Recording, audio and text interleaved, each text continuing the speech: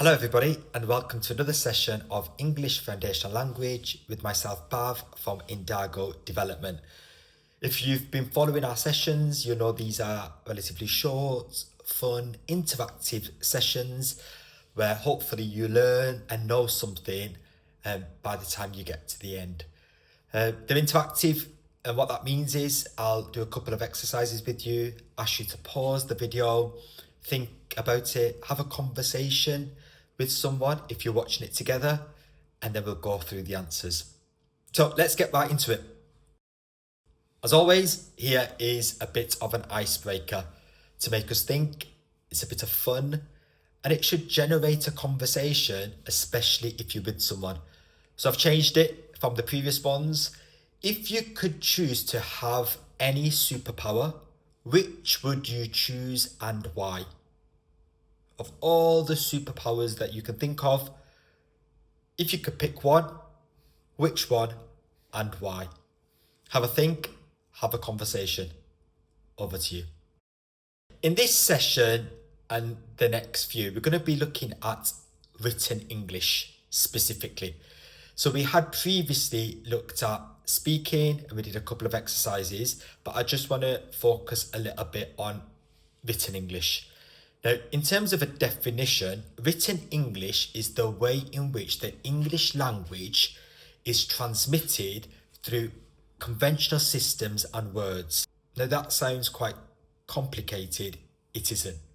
All it is how the language is put on paper, either physically or typed, or in a text message, how we communicate words through writing using letters and systems or conventional systems. Now, it follows specific spelling, punctuation, and grammar rules. We'll come to this in the next session, but it is important to know that when you write English, type English, you follow certain rules and conventions. Now, there are many examples. So written English in the form of letters that you might write or type, emails, which you type, WhatsApp messages, that's a form of written English. Handwriting cards, many of us may still do it. A birthday card or any type of greetings card you may do. Books, they're definitely typed. Or some of us may have a diary, we physically write in it. So that's written English.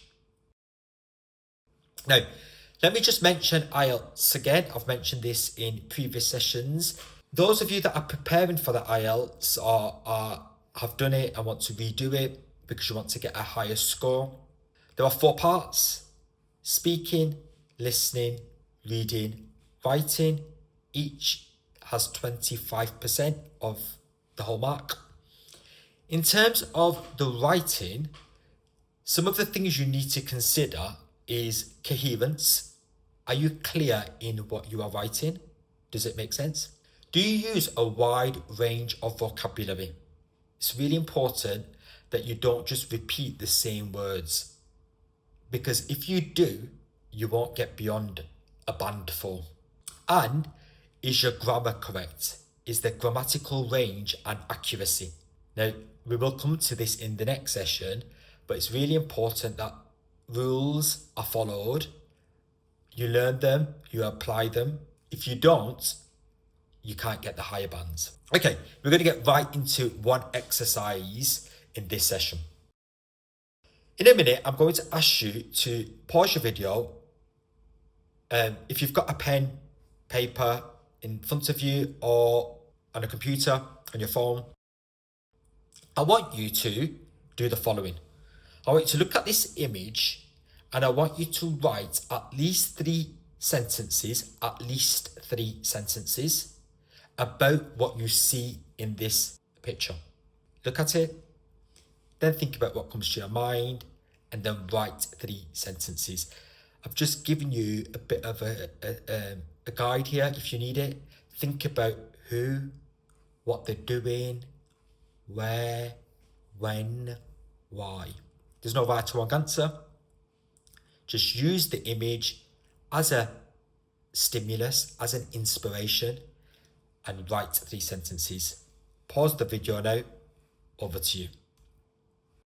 Okay, I'm now going to go through 3 responses, and I'm going to show you, in terms of the IELTS exam, what band this would get. The first one: people go fast. They may go to work or a meeting. Some people run to a train. The street is busy and people move a lot. 3 sentences. Grammatically, it's fine. However, it's too simple. The range of vocabulary is limited. Just look at the verbs. People go. They go. People run. People move. Quite simplistic and not varied. There's not a clear progression of ideas. In your writing, you need to demonstrate that each sentence flows into the other. It's clear. And here, whilst it's clear, it feels a little bit disjointed. This would get a band 4.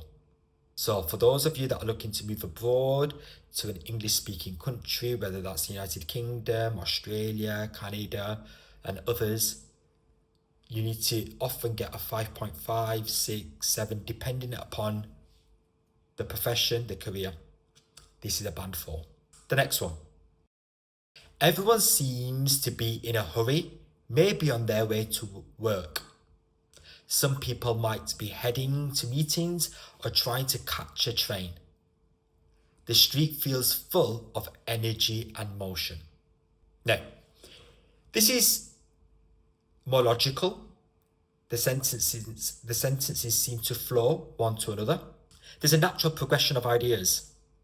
On their way to work, maybe heading to a meeting, catching the train. It's full of energy and motion. There's a natural progression from one sentence to the other. There is a range of vocabulary. It differs. And if you notice, there is more complex sentences. The first one in particular, everyone seems to be in a hurry, comma, maybe on the way to work. And grammatically, it's accurate. This is a level band 6. 3 sentences here would give you a band 6. Let's now take this even further. The scene appears to be quite hectic, with people moving quickly in different directions, likely on their way to work or important appointments. Some individuals might be rushing to catch public transport, such as a train or a bus. Overall, the street is filled with a strong sense of urgency, reflecting the fast-paced nature of urban life. Once again, there are 3 sentences there. Now, if you note, the use of complex sentences and sentence length varies. That's good. It's clear, it's logical. There's a natural progression from one sentence to another. Like the second one I showed you, this does it as well, but does it even better. The vocabulary is definitely varied. Look at some of the words in there. It's quite hectic. Towards the end, fast-paced nature, urban life. You are showing the examiner that you have what we call native-like fluency. You're speaking like an English speaker. In this instance, you're writing like an English speaker. This would get a 7.5, if not an 8. So towards the top end. So what we've done in this session, we've defined written English. I've taught you about what the IELTS writing asks for. And then you've done an exercise and hopefully you've compared yours with the band 4, band 6, and then band 7.5 to 8. I hope you find this useful. I hope you've learnt.